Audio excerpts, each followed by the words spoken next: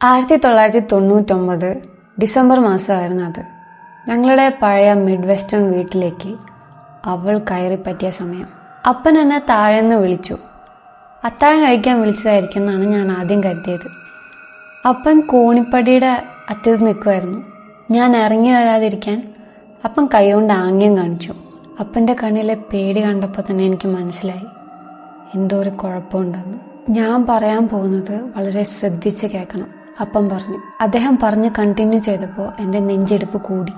നീ എന്നെ തന്നെ നോക്കി നിൽക്കണം, അത് വളരെ ഇമ്പോർട്ടൻ്റ് ആണ്. നമ്മുടെ വീട്ടിൽ വേറൊരാൾ കൂടി ഉണ്ട് എന്ന് നിനക്ക് തോന്നും, പക്ഷെ നീ അവളെ പരമാവധി ഇഗ്നോർ ചെയ്യണം. അപ്പൻ എന്താണ് പറയുന്നത് എന്ന് മനസ്സിലാക്കാൻ എൻ്റെ 12 വയസ്സുള്ള മനസ്സ് ശ്രമിച്ചു. അപ്പൻ എന്തോ തമാശ പറയുകയാണെന്ന് എനിക്ക് തോന്നി. ഞാൻ എന്തെങ്കിലും പറയാൻ തുടങ്ങുന്നതിന് മുമ്പ് അപ്പൻ പറഞ്ഞു, അവൾ പലതും നിൻ്റെ അടുത്ത് വിസ്പർ ചെയ്യും, നിന്നെ ഫോളോ ചെയ്യും, നിന്റെ ശ്രദ്ധ കിട്ടാൻ എന്തും ചെയ്യും. വളരെ ബുദ്ധിമുട്ടുള്ള കാര്യമാണ്, പക്ഷെ നീ അവളായിട്ട് ഇടപെടരുത്. അവൾ ഇവിടുന്ന് പോകുമെന്ന് ഞാൻ സത്യം തരാം, പക്ഷെ അവൾ അവിടെ ഇല്ല എന്ന് നീ അഭിനയിക്കണം. അവളെക്കുറിച്ച് ചിന്തിക്കാനും പാടില്ല. നീ എനിക്ക് വാക്കുതാ. എനിക്ക് ഒത്തിരി കാര്യങ്ങൾ ചോദിക്കാനുണ്ടായിരുന്നു, പക്ഷേ ഞാൻ ആകെ പേടിച്ചു പോയി. ശരി അപ്പ എന്ന് ഞാൻ എങ്ങനെയൊക്കെയോ പറഞ്ഞു. ശരി, വേഗം വാ, അത്താഴം കഴിക്കാം. നിനക്കിത് പറഞ്ഞു തന്നതുകൊണ്ട് അവൾക്ക് ശക്തി കൂടിയിട്ടുണ്ടാവും, പക്ഷേ എനിക്കിത് നിൻ്റെ അടുത്ത് പറയാതിരിക്കാൻ പറ്റില്ലല്ലോ. നീ അബദ്ധത്തിൽ പോലും അവളെ നോക്കരുത്, എന്നെ വിശ്വസിക്ക്, ശ്രദ്ധിച്ചു വാ, അപ്പം കടുപ്പിച്ച് പറഞ്ഞു. അപ്പം പറഞ്ഞതുപോലെ തന്നെ ഞാൻ ചെയ്തു. അപ്പം പിന്നിലേക്ക് നടന്ന് അടുക്കളയിലേക്ക് പോയപ്പോഴും ഞാൻ അപ്പനെ തന്നെ നോക്കി പതിയെ പടികൾ ഇറങ്ങി. താഴത്തെ നിലയിലെത്തിയപ്പോൾ തണുപ്പ് വല്ലാതെ കൂടിയതുപോലെ എനിക്ക് തോന്നി. വല്ലാത്തൊരു നാറ്റം അവിടെ ഉണ്ടായിരുന്നു. പണ്ടൊരിക്കൽ വീടിനകത്ത് ഒരാഴ്ചയോളം ഒരു എലി ചത്ത് കിടന്നിരുന്നു. അന്ന് വീട് മുഴുവൻ നാറിയിട്ടുണ്ടായിരുന്നു. അതുപോലെയുള്ളൊരു നാറ്റം. ഞാനും അപ്പനും ഒരേ സമയം ഡൈനിങ് ടേബിളിലിരുന്നു. എൻ്റെ അനിയത്തി എനിക്ക് നേരെ ഓപ്പോസിറ്റ് ഇരിക്കുന്നുണ്ടായിരുന്നു. അവള് തല കുമ്പിട്ടിരിക്കുകയായിരുന്നു, അവളുടെ ഒഴിഞ്ഞ പാത്രത്തിലേക്ക് നോക്കിക്കൊണ്ട്. അമ്മ ഓവനിൽ നിന്ന് ഭക്ഷണം എടുത്തു. അമ്മയുടെ കണ്ണ് കരഞ്ഞ് വീർത്തിട്ടുണ്ടായിരുന്നു. ഞാൻ എൻ്റെ ശ്രദ്ധ എൻ്റെ ഫാമിലിയിൽ ഉറപ്പിച്ചു. പക്ഷെ എന്നാലും എൻ്റെ കണ്ണിൻ്റെ ഒരു കോണിലൂടെ എനിക്ക് കാണാമായിരുന്നു കറുത്ത ജട പിടിച്ച മുടിയും ചാരനിറത്തിലുള്ള തൊലിയും ഉള്ള ഒരു രൂപം. അടുക്കളയിൽ ആകെ ഒരു മൂകതയായിരുന്നു. സാധാരണ ഞങ്ങളുടെ ഭക്ഷണ സമയത്തുണ്ടാവാറുള്ള ആ ചിരിയും സന്തോഷങ്ങളും ഒന്നുമില്ല. മേശയ്ക്കടിയിലൂടെ അനിയത്തി എൻ്റെ കാലിൽ പിടിച്ചു. നിനക്കവളെ കാണാമോ എന്ന് പതുക്കെ ചോദിച്ചു. ഞാൻ തലയാട്ടി. മിണ്ടരുത്. അപ്പം ദേഷ്യപ്പെട്ടു. ആ സ്ത്രീ നനഞ്ഞ കാലുകളോടെ മുന്നോട്ട് വന്നു. ആ മണം സഹിക്കാൻ പറ്റുന്നുണ്ടായിരുന്നില്ല. അവൾ മേശയ്ക്കടുത്ത് വന്ന് എൻ്റെ അനിയത്തിയുടെ തൊട്ടുപുറകിൽ നിന്നു. എന്നിട്ട് അതിൻ്റെ വികൃതമായ കൈ എൻ്റെ അനിയത്തിയുടെ തോളിൽ വെച്ചു. അനിയത്തി പേടിച്ച് വിറച്ചു. എന്നെ നോക്കി. ഞാൻ പെട്ടെന്ന് തല താഴ്ത്തി. എല്ലാം നോർമലാണെന്ന് നടിച്ച് അമ്മ ഭക്ഷണം വിളമ്പി. ഗ്ലാസ് മേശയ്ക്കടിയിലൂടെ അപ്പൻ അനിയത്തിയുടെ കൈ മുറുകെ പിടിക്കുന്നത് എനിക്ക് കാണാമായിരുന്നു, അവൾ നിയന്ത്രണം വിട്ടു പോകാതിരിക്കാൻ. അത്താഴം മുഴുവൻ ആ എല്ലും തോലും ആയ കൈ അവളുടെ തോളിൽ തന്നെ ഉണ്ടായിരുന്നു. ആ സ്ത്രീയുടെ വായിൽ നിന്ന് എന്തൊക്കെയോ മന്ത്രവാദം പോലെ ആ മുറി മുഴുവൻ മുഴങ്ങുന്നുണ്ടായിരുന്നു. അങ്ങനെയാണ് മാസങ്ങളോളം ഞങ്ങൾ ജീവിച്ചത്. ആ ക്ഷണിക്കപ്പെടാത്ത അതിഥി ഞങ്ങളുടെ കൂടെ ഉണ്ടായിരുന്നിട്ടും സാധാരണ പോലെ ജീവിക്കാൻ ഞങ്ങൾ പരമാവധി ശ്രമിച്ചു. വീട് വിട്ട് പുറത്തു പോയാലും അവൾ എങ്ങനെയൊക്കെയോ ഞങ്ങളുടെ കൂടെ വരുമായിരുന്നു. ഞങ്ങൾ 4 പേരും കാറിൽ പോകുമ്പോൾ റിയർ വ്യൂ മിററിലോ റോഡിന്റെ അരികിലോ അവളെ എപ്പോഴും കാണുമായിരുന്നു. ആ നരകതുല്യമായ മാസങ്ങളിൽ അച്ഛനും അമ്മയും ആരെയും വീട്ടിലേക്ക് വരാൻ അനുവദിക്കില്ല. ഞങ്ങളെ ഞങ്ങളുടെ കൂട്ടുകാരുടെ വീട്ടിൽ നിൽക്കാനും വിട്ടില്ല. കൂട്ടുകാരുടെ കൂടെ കൂടാനും കളിക്കാനും ഒക്കെ ആഗ്രഹമുള്ള ആ പ്രായത്തിൽ അതെല്ലാം ഒഴിവാക്കുന്നത് എളുപ്പമായിട്ടുള്ള ഒരു കാര്യമായിരുന്നില്ല. സ്കൂളിലെ കുട്ടികൾ പല പരിപാടിക്കും പോകുമായിരുന്നു. സാധാരണ ഞാനും പോവാറുള്ളതാണ്. പക്ഷേ ഈ അവസ്ഥ കാരണം എനിക്കെല്ലാം വേണ്ടെന്ന് വെക്കേണ്ടി വന്നു. അതെല്ലാം എന്നെ വല്ലാതെ വേദനിപ്പിക്കുന്നുണ്ടായിരുന്നു. സ്കൂളിലെ ആരും കൂട്ടുകൂടാത്തൊരു കുട്ടിയായി ഞാൻ. അതുകൊണ്ട് തന്നെ കൂടുതൽ സമയവും ഞാൻ ഒറ്റയ്ക്കായി. അതായത് കൂടുതൽ സമയവും അവൾ എൻ്റെ കൂടെയായി.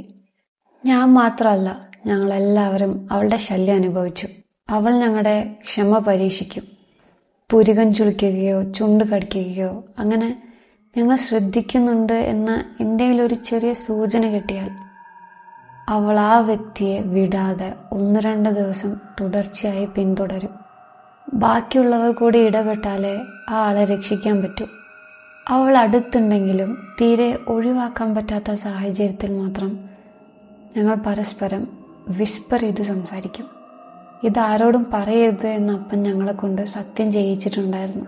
അവളെ തടയാനുള്ള ഒരേ ഒരു വഴി അതായിരുന്നു. ശ്രദ്ധ ആഗ്രഹിക്കുന്ന ഒരു തരം സാധനമായിരുന്നു അവൾ.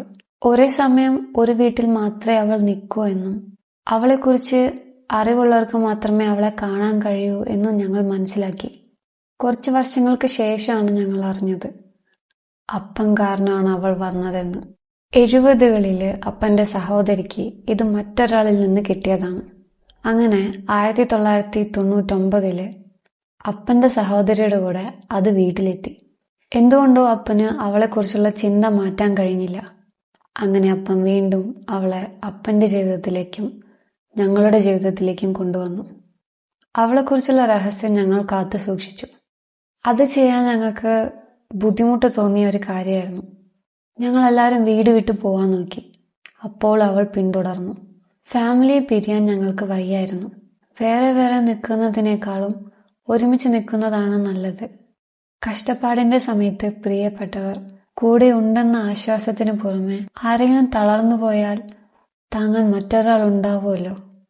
അതുകൊണ്ട് ഒരുമിച്ച് നിൽക്കുന്നത് നല്ലതായിരുന്നു. പക്ഷെ എപ്പോഴും ഒരുമിച്ച് നിൽക്കാൻ പറ്റില്ലല്ലോ. ഒറ്റയ്ക്കാവേണ്ടി വരുന്ന ചില സമയങ്ങളുണ്ട്. കുളിക്കുമ്പോഴോ ടോയ്ലറ്റിൽ പോകുമ്പോഴോ അല്ലെങ്കിൽ ഏറ്റവും വേസ്റ്റ് ഉറങ്ങുമ്പോഴോ. അപ്പോഴായിരിക്കും നമ്മൾ ചെവിയുടെ പുറകിൽ ഒരു ശ്വാസം കേൾക്കുന്നത്, നനഞ്ഞ മുടി കഴുത്തിൽ വന്ന് വീഴുന്നത്. ഇതൊക്കെയായിരുന്നു അവളുടെ ഏറ്റവും വലിയ ഫൺ. അമ്മയ്ക്കായിരുന്നു ഏറ്റവും കൂടുതൽ കഷ്ടം.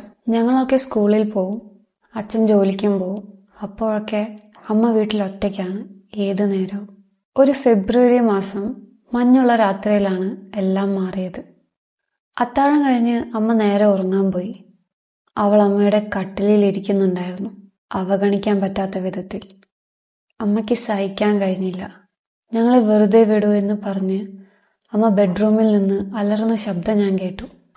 അമ്മയെ തടയാൻ അപ്പൻ ഓടി മുകളിലേക്ക് കയറി. അന്നാണ് അമ്മയെ ഞാൻ അവസാനമായി കണ്ടത്. വെളുത്ത കാർപ്പറ്റിൽ തളം കെട്ടി കിടക്കുന്ന രക്തം മാത്രമായിരുന്നു ആ മുറിയിലുണ്ടായിരുന്നത്. ആ സ്ത്രീ അവിടെ തന്നെ ഉണ്ടായിരുന്നു. പക്ഷെ എൻ്റെ അമ്മ പോയി. പിന്നീടുള്ള ആഴ്ചകളിൽ അവൾ എൻ്റെ അടുത്ത് വന്ന് മന്ത്രിക്കുമായിരുന്നു. എനിക്കെൻ്റെ അമ്മയെ കാണാമെന്നും അതിനുവേണ്ടി ഞാൻ അവളെ നോക്കി എങ്ങനെ എന്ന് ചോദിച്ചാൽ മാത്രം മതിയെന്നും. ഞാൻ അത് ചെയ്തില്ല. ഞാൻ ഇത് നിന്നോട് പറയുന്നത് എന്തിനാണെന്നാൽ നീ അവളെക്കുറിച്ച് ചിന്തിക്കണം. 18 വർഷത്തിന് ശേഷം ഇന്ന് രാവിലെ ഞാൻ അവളെ കണ്ടു. ആ അറ്റൻഷൻ സീക്കറായ പാരസൈറ്റിന് എൻ്റെ ഭാര്യയെയോ മക്കളെയോ വിട്ടുകൊടുക്കാൻ എനിക്ക് വയ്യ. നീ അവളെക്കുറിച്ച് ചിന്തിക്കണം. അവളുടെ കറുത്ത മുടിയെക്കുറിച്ചും ഗ്രേ കളറായ സ്കിന്നിനെ കുറിച്ചും. അവൾ നിന്റെ വീട്ടിലുണ്ടെന്ന് നീ ചിന്തിക്കണം. എങ്കിലേ അവൾ എൻ്റെ വീട്ടിൽ നിന്ന് പോവൂ. നിനക്കിപ്പോൾ ആ ബാധ കിട്ടിക്കഴിഞ്ഞു. അധികം വൈകാതെ നിന്റെ വീട്ടിലൊരു സ്ത്രീയെ നീ കാണും. അവളെ അവഗണിക്കണം. നിന്റെ നല്ലതിനാണ്. I am sorry.